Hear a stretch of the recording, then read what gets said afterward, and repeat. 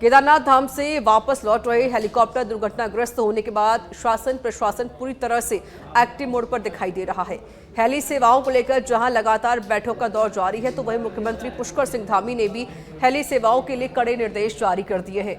इस विषय पर सीईओ युकाड़ा सोनिका ने बताया कि मुख्यमंत्री धामी के निर्देश पर लापरवाही बरतने वालों के खिलाफ सख्त कार्रवाई होगी। हेली उड़ानों के बेहतर समन्वय के लिए कमांड एवं कोऑर्डिनेशन सेंटर की स्थापना होगी और भविष्य में सिक्योरिटी के और इंतजाम किए जाएंगे। तो मुख्यमंत्री पुष्कर सिंह धामी ने सख्ती निर्देश दे दिए हैं। जिस तरीके से जो दुर्घटना घटी और इस दुर्घटना में पायलट समेत 7 लोगों की मौत हो गई थी, उसके बाद मुख्यमंत्री पुष्कर सिंह धामी ने साफ तौर पर निर्देश दे दिए और सीएम ने कहा कि इसमें जो भी दोषी होगा उसे बख्शा नहीं जाएगा, उनके खिलाफ कार्रवाई की जाएगी। ये हादसा दुखद हादसा हुआ और केदारनाथ जी से गुप्तकाशी एक शटल जा रही थी और बीच में गौरीकुंड के आसपास ये दुर्घटना घटी है। इसी के क्रम में हम डीजीसीए और एआईबी की टीम भी जो है वो आने वाली है और साइट पे जाएंगे। डीजीसीए की टीम भी जाएगी साइट पे और क्या कारण रहे उसका इन्वेस्टिगेशन किया जाएगा।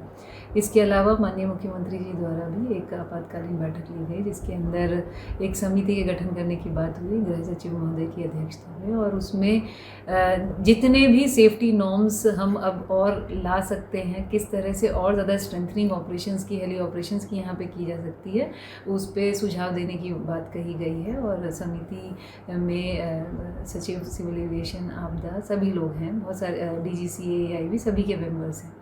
इसके अलावा एक कंट्रोल रूम यहाँ पे बनाने का, जिसमें कि सभी विभाग सेफ्टी या जो चाहे सुरक्षा वाले हो गए, चाहे मेट वाले हो गए, चाहे हमारे डीजीसीए के हो गए, यहाँ पे एक बनाया जाएगा जिससे एक स्मूथ कोऑर्डिनेशन में ये सारा। देहरादून में 21 जून को विश्व भर में योग दिवस का आयोजन होगा। बीजेपी के विभिन्न मोर्चों में सभी जिलों के कार्यक्रम में प्रतिभाग किया जाएगा। प्रदेश अध्यक्ष महेंद्र भट्ट ने कहा, सरकारी विभागों के आयोजित कार्यक्रम में उत्तराखंड का प्रत्येक भाजपा कार्यकर्ता जन भागीदारी दिखाएगा। इसके साथ बूथ स्तर के नेता जनता को योग के प्रति जागरूक करेंगे। प्रदेश अध्यक्ष महेंद्र भट्ट ने बताया कि सरकारी विभागों के द्वारा आयोजित कार्यक्रम में उत्तराखंड का प्रत्येक भाजपा कार्यकर्ता जन भागीदारी करके योग की भव्यता को बढ़ाने का कार्य भी करेगा। बता दें कि उसका कार्यक्रम बहुत भव्यतम रूप से होगा। इस बार जहाँ 21 तारीख को जिला सरकारी तंत्र आधार पर योगा का कार्यक्रम होगा, और हमने अपने कार्यकर्ताओं में कहा है, महिला मोर्चा, युवा मोर्चा, सभी हमारे मोर्चे, पार्टी की मेन बॉडी, ये सब जगह योगा के कार्यक्रमों योग स्थल पर। नैनीताल में स्थित विश्व प्रसिद्ध कैची धाम में नीम करौली महाराज के स्थापना दिवस पर आस्थाओं का महासागर नजर आया है। इस मौके पर लाखों श्रद्धालुओं ने नीम करौली महाराज के दर्शन किए हैं और प्रसाद ग्रहण कर आशीर्वाद लिया। जिलाधिकारी ने कार्यक्रम स्थल पर पहुंचकर व्यवस्था को जायजा लिया है। पुलिस ने सुरक्षा चाक चौबंद की है और ट्रस्ट ने भोजन, पार्किंग सहित हर व्यवस्था को सुनिश्चित किया है। तो लाखों की भीड़ देखिए कैची धाम पहुंची, जहां पर सभी ने नीम करौली बाबा के दर्शन किए हैं। लेकिन इस बीच व्यवस्था काफी ज्यादा चाक चौबंद नजर आई।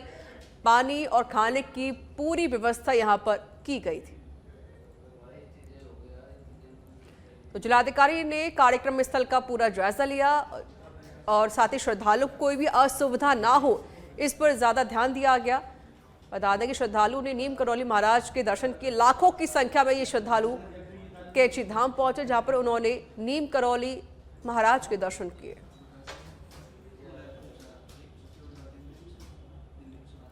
राजाजी टाइगर रिजर्व में मॉनसून सीजन के लिए जंगल सफारी पर रोक लगा दी गई है। मॉनसून सीजन के लिए पार्क प्रशासन ने पार्क के चारों गेटों को बंद कर दिया है। बता दें कि जंगल सफारी के लिए मशहूर राजाजी टाइगर रिजर्व में इस बार 51,000 से ज्यादा सैलानी वन्य जीवों के दीदार के लिए पहुंचे। इसमें 2,000 विदेशी सैलानी भी शामिल हैं। वहीं इस बार पार्क प्रशासन को 1 करोड़ 23 लाख रुपए की आमदनी भी हुई है। गौरतलब है कि हर साल मॉनसून सीजन में 15 जून से 15 नवंबर तक इस पार्क को बंद कर दिया जाता है। 15 नवंबर को सैलानियों के लिए जंगल सफारी फिर से खोल दी जाती है। तो देखिए, टाइगर रिजर्व में मॉनसून सीजन के लिए अब जंगल सफारी पर रोक लगा दी गई है। पार्क के चारों गेटों को अब बंद कर दिया गया है। अब इसमें सैलानी नहीं जा सकते हैं। 51,000 से ज़्यादा सैलानी वन्यजीवों के दीदार करने के लिए इस बार पहुंचे और उनमें 2,000 विदेशी सैलानी भी शामिल थे। और इस पार्क से लगभग 1,23,000 का फायदा इस पार्क को हुआ है। फिलहाल पार्क प्रशासन ने पार्क के चारों गेट बंद कर दिए हैं। पर्यटक गेट में पर्यटकों को विभिन्न प्रकार के पशु पक्षियों का दीदार हुआ है। यहाँ पे कई बार टाइगर की सेटिंग हुई है, एलिफेंट की सेटिंग हुई है, भालू की सेटिंग हुई है और तमाम तरह के रेप्टाइल्स और तमाम तरह के पक्षियों का यहाँ पे लोगों ने आकर आनंद लिया है। और लगभग 17,31,000 के आसपास हमारे यहाँ पे रेवेन्यू का जनरेट हुआ है और लगभग 8,000 हमारे यहाँ पर्यटकों ने मोतीचूर। उत्तराखंड के विकास नगर में अज्ञात वाहन की चपेट में आने से स्कूटी सवार 3 युवकों की मौत हो गई। पुलिस ने मौके पर पहुंचकर शव कब्जे में लिए और पोस्टमार्टम के लिए भेजकर मृतक के परिजनों को सूचना दे दी गई है। फिलहाल पुलिस अज्ञात वाहन चालक की तलाश कर रही है। तो उत्तराखंड के विकास नगर से जानकारी सामने आई है, जहां पर स्कूटी सवार 3 युवकों की मौत हो गई और अब इसको लेकर फिलहाल पुलिस मामले की जांच कर रही है। अज्ञात वाहन और स्कूटी में भ्रंत हुई है। फिलहाल पुलिस अज्ञात वाहन की भी तलाश कर रही है और बता दें कि इन सभी के शवों को पोस्टमार्टम के लिए भेज दिया गया है और साथ ही परिवार वालों को सूचित कर दिया गया है। स्कूटी सवार 3 युवकों की इस हादसे में मौत हुई है।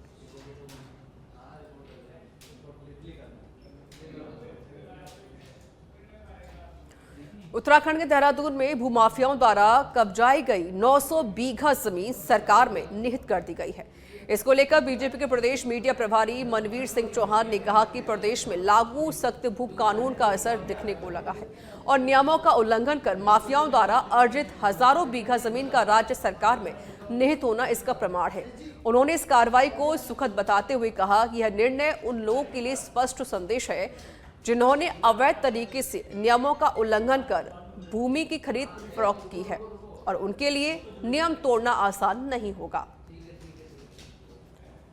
तो प्रदेश में अब भू कानून का असर दिखने लगा है।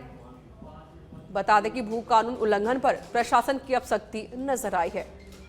900 बीघा जमीन सरकार में निहित की गई, वो किसी और ने कब्जाई थी, लेकिन अब उस पर लेकर एक्शन लिया गया। अब इसी को लेकर मनवीर सिंह ने भी बयान दिया। उन्होंने कहा कि ये अच्छी बात, एक अच्छी खबर है ये, और जिस तरीके से जो भू माफिया उल्लंघन करते हैं कानून का, अब उनके अंदर भी डर पैदा हो गया है।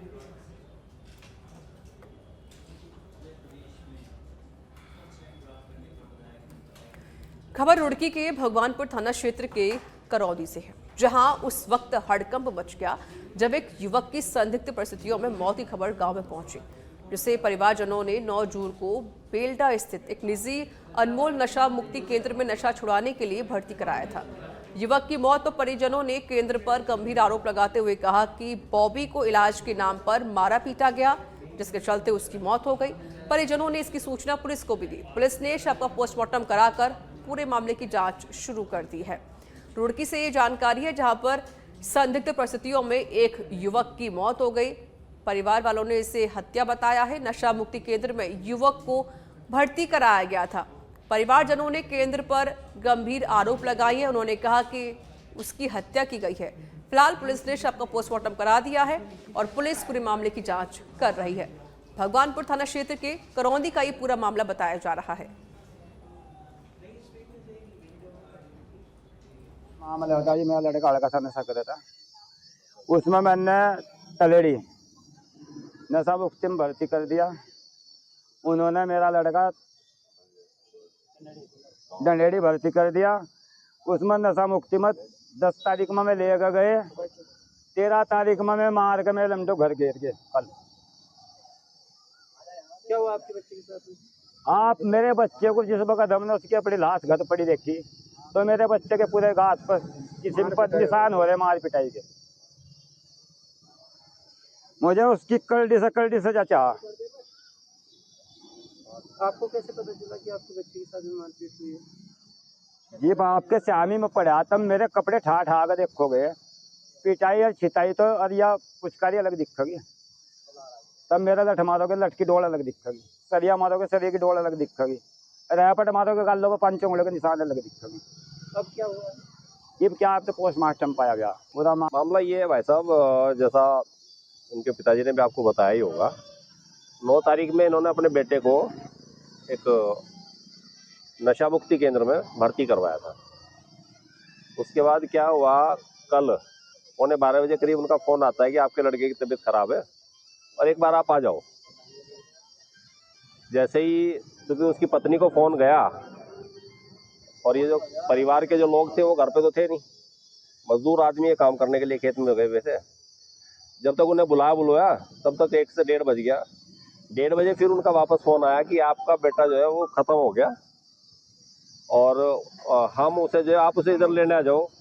किसी हॉस्पिटल का नाम बताया, ये चलने ही वाले थे, तब उन्होंने कहा कि नहीं हम तो उसे घर ही भेज रहे हैं आपके।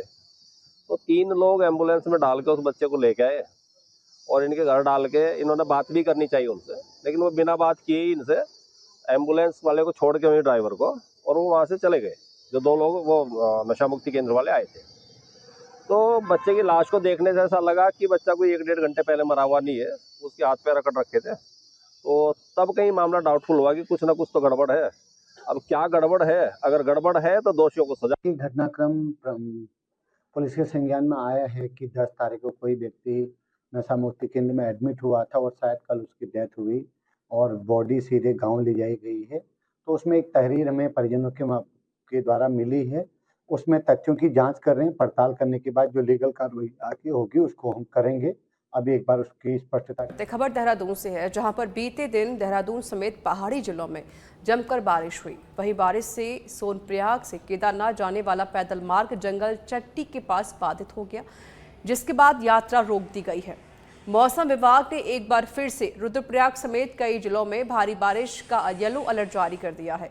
मौसम विज्ञान निदेशक विक्रम सिंह ने जानकारी देते हुए बताया कि उत्तराखंड के कई जिलों में 16 और 17 जून को बारिश का अलर्ट जारी किया गया है। उन्होंने कहा कि रुद्रप्रयाग, बागेश्वर, उत्तरकाशी, नैनीताल में भारी बारिश होगी।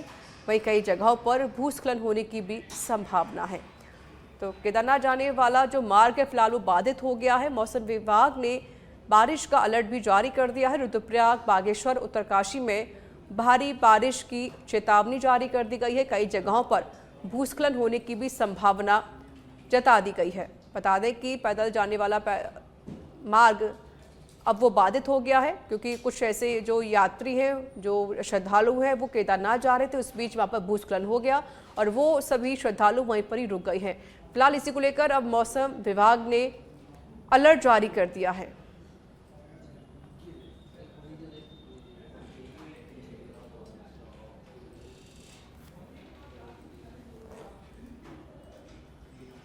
केदारनाथ के पास गौरीकुंड के जंगलों में हेलीकॉप्टर क्रैश की घटना के बाद भाजपा के प्रभारी दुष्यंत कुमार गौतम का हैरान कर देने वाला बयान सामने आया।